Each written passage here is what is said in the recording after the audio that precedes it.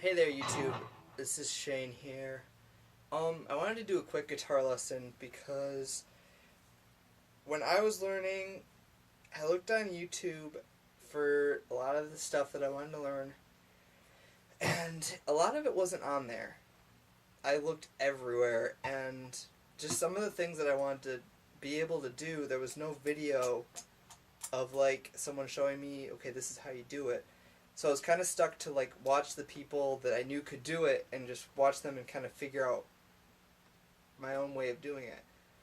And that's not always the best way. Like if you can get somebody who knows how to do it to show you, that's always best. You learn a lot faster too. So I figured I'd just go through a couple of the things that I always wanted to learn and kind of had to figure out myself from books and stuff.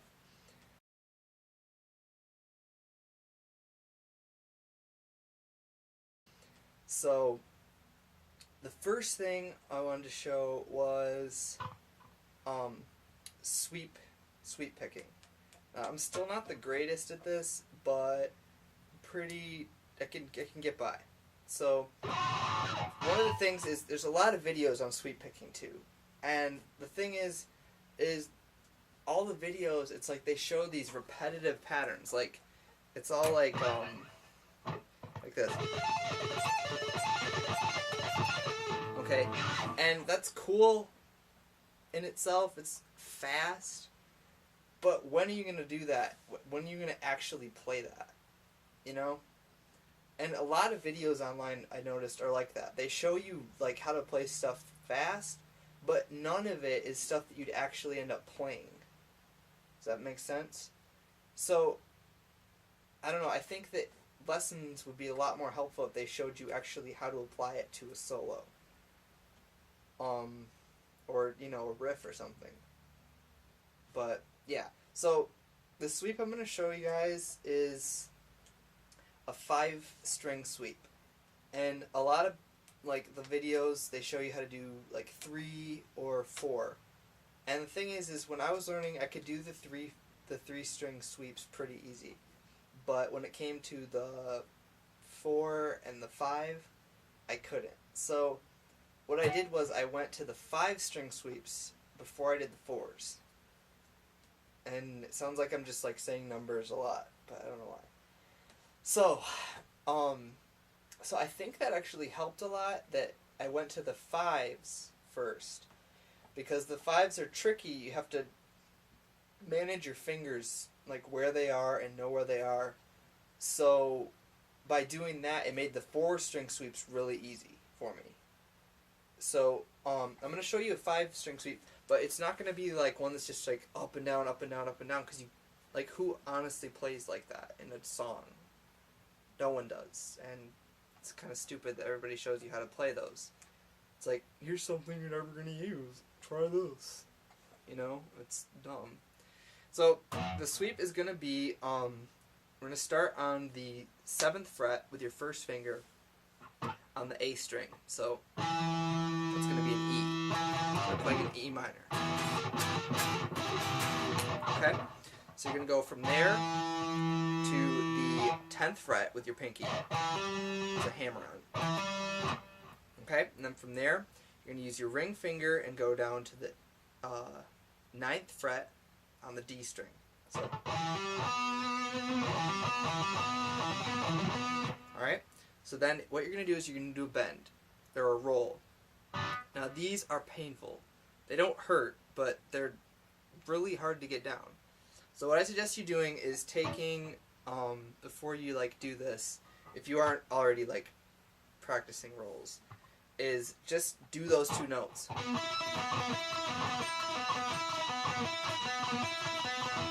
Until you can kind of do that, okay?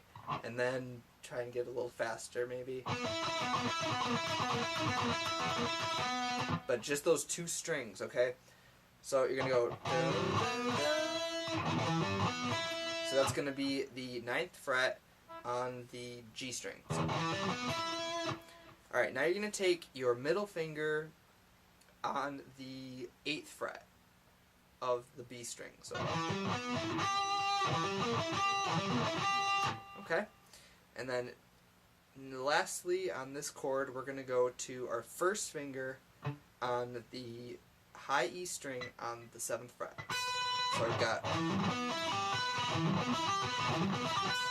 Okay, so now we've got a chord, and that sounds kind of cool. But the thing is who's just going to do that while somebody's, you know, say the chord progression, or the chord playing is like... I mean, that's cool, I guess, if you do that and then you just start, like, playing something else. But if you want kind of a longer phrase, you're not going to want to go straight back up, you know? It's going to sound stupid. And people will hate you. So, I would suggest, we're going to add another chord to it. So we're going to slide it up. So we've got... So now your first finger is on the 7th fret of the high E string. You're going to slide it up 2 frets to the 9th fret. So, okay, now you're going to take your middle finger and put it down on the 10th fret of the B string. So, alright, and then it's already sounding more interesting. I know, it's not done yet. First finger on the 9th fret of the G string. So,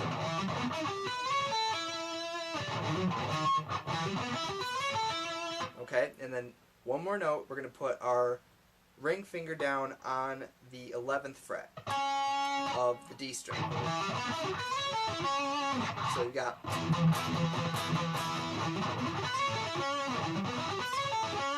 Okay, so that's kind of a cool thing. Practice that, and you can take it, like seriously, take this at a slow speed. And another thing, when I was practicing sweeps, I did it with no distortion, because I figured that it would be easier with distortion. Wrong. It's actually harder with distortion, because I'll tell you why. We're playing arpeggios, okay? So we're going from from different strings, and it's going to be really hard not to make that sound like, not actually sound like the chord, because the distortion kind of melts everything together, but you want to keep it all separate. So practice with distortion, and what that's going to do is going to make you automatically muffle the strings. So you're going to be doing stuff with this hand to try and keep the noise from melding together, and you're going to be muffling with this hand without even thinking about it. So practice this with distortion, and practice it at a normal speed. Don't try and play it at full speed, or it's just going to sound like that.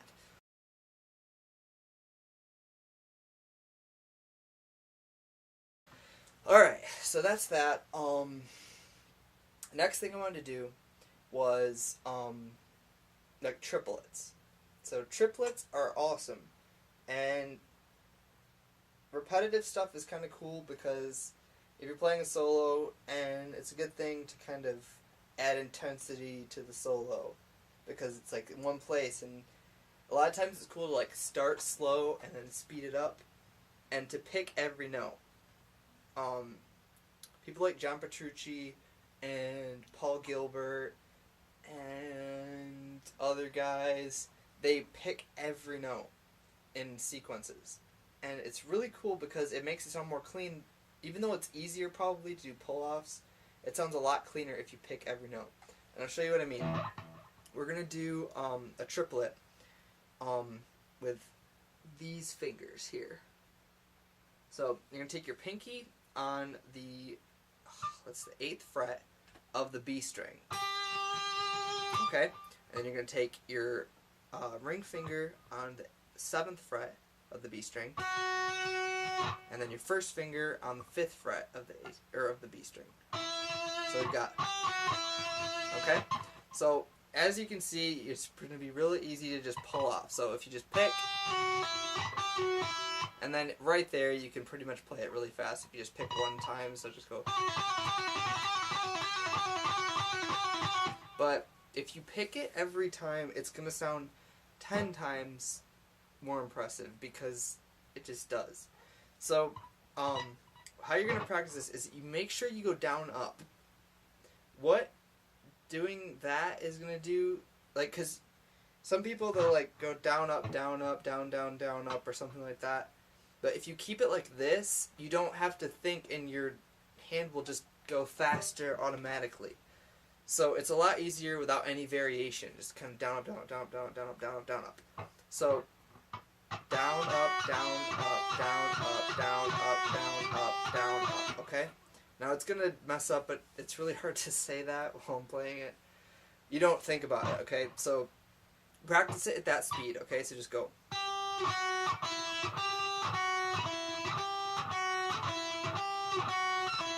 And if you notice, I'm not using my wrist. If you use just your wrist when you're speed picking, you are not going to want to use your wrist because you're going to get tired really fast, and you can't play as fast. You really can't if you're just using your wrist. So use your whole arm. Let your arm be loose, you know? So just go. And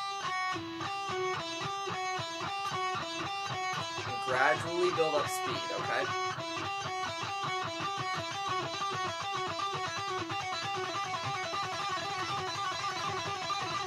Now, doesn't that sound more impressive than... Doesn't it sound more impressive? You gotta be honest. It sounds better. No offense. It does.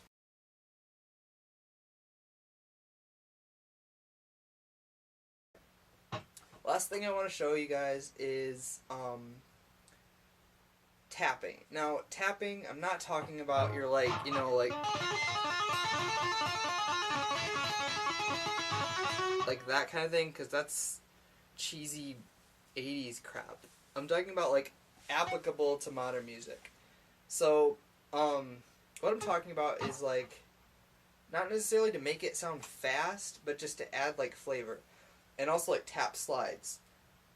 There were no videos on how to, like, combine, like, regular playing and tapping when I was learning. There might be now. But, I mean, that's the thing is, like, tapping, it's useful in, like, kind of, like, metal solos and stuff.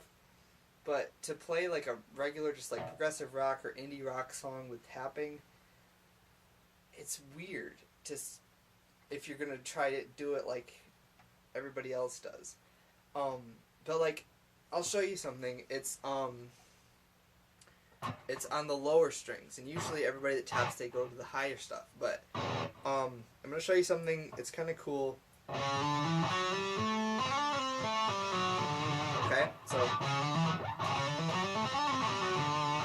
Okay, so that kind of, it's less tapping. It's only one little quick thing, but it adds a lot of flavor to that riff or lick or whatever you want to call it. So it's going to be your first finger, you're going to start on the 4th fret of the A string. Okay, and then you're going to move to your middle finger on the 5th fret on the A string, and you're going to put your pinky down on the 7th fret of the A string. So you don't get to pick that once. Everything's hammer on, so pick. Alright, and then you're going to do the same exact thing, repeat it on the D string. So, pick. Alright, now the thing is when you're doing this, after this is going to be the tap, okay? So what you're going to do is when you hit the string on the D string, you're going to go, watch this hand, you're going to like, you're already moving up there, so you're already ready, because if you try and move it over, it's going to be choppy. So now we're going to tap down on the 10th fret of the D string. Okay? Then you're going to slide that up to the 12th fret. Okay, so that's already cool. So if you just went, that's kind of cool. But what we're going to do is we're going to bring it back to the 10th fret. So,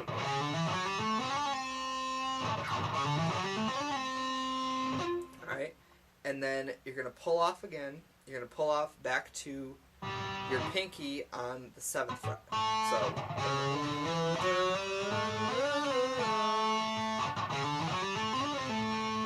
alright, and then now we're going to pull off again onto your middle finger on the 5th fret of the D string. Alright, so, and then you're going to go to your first finger on the 4th fret. Okay. And then lastly, we're going to put our middle finger down on the A string on the 5th fret. So,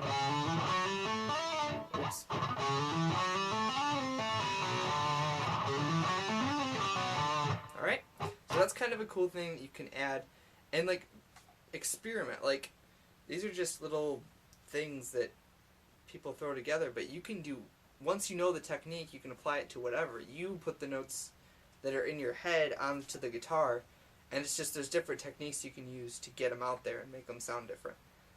So practice that. Yeah, that's the lesson. If this was helpful in any way or whatever, please comment or, like, favorite it or something, because I could do more of these, whatever, I don't know. But, yeah, so if this is helpful, I hope it is, and, yeah. So, make sure you subscribe, by the way, if you're not subscribed. Subscribe. Alright, peace out.